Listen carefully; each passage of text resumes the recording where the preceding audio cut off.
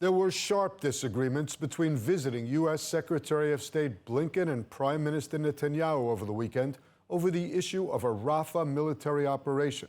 There were also frank discussions on the hostage talks, post-war Gaza, and potential normalization with the Saudis.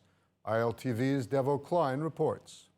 After meeting members of the Israeli War Cabinet, U.S. Secretary of State Antony Blinken told reporters that the U.S. shares Israel's goal of defeating Hamas and ensuring its long-term security, but that a Rafah operation is not the way to do it. Prime Minister Netanyahu said Israel will go forward with or without U.S. support. We also talked about Rafah. We share Israel's goal of defeating Hamas, which is responsible for the worst massacre of the Jewish people since the Holocaust. And we share the goal of ensuring Israel's long-term security.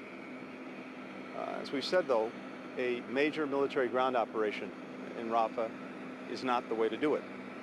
It risks killing more civilians. It risks wreaking greater havoc with the provision of humanitarian assistance. It risks further isolating Israel around the world and jeopardizing its long-term security and standing. נפגשתי היום עם מזכיר המדינה בלינקן.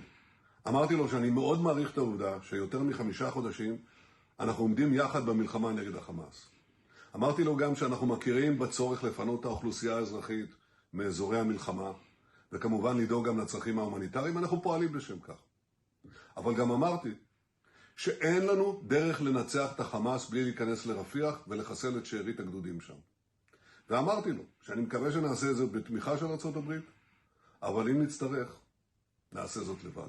Blinken is on his 6th diplomatic swing through the Middle East since the war began on October 7th.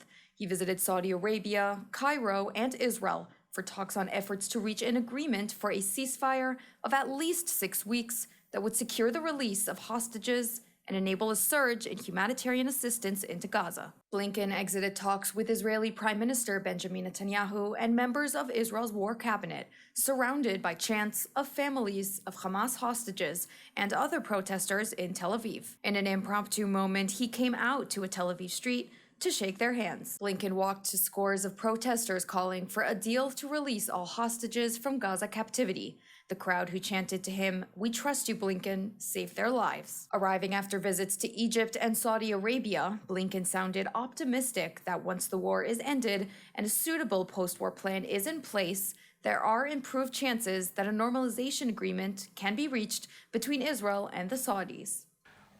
With regard to Saudi Arabia, what I can tell you is this is something, the normalization plan that we've been working on for many months. In fact, we were working on this intensely before October 7th, and in fact I was scheduled to come to the region, to Saudi Arabia and to Israel on October 10th, precisely for that reason. We still have some work to do, but I believe that, again, the progress is good, it's real. I can't put a time frame on it, but we are, I think, getting close to a point where we'll have agreements.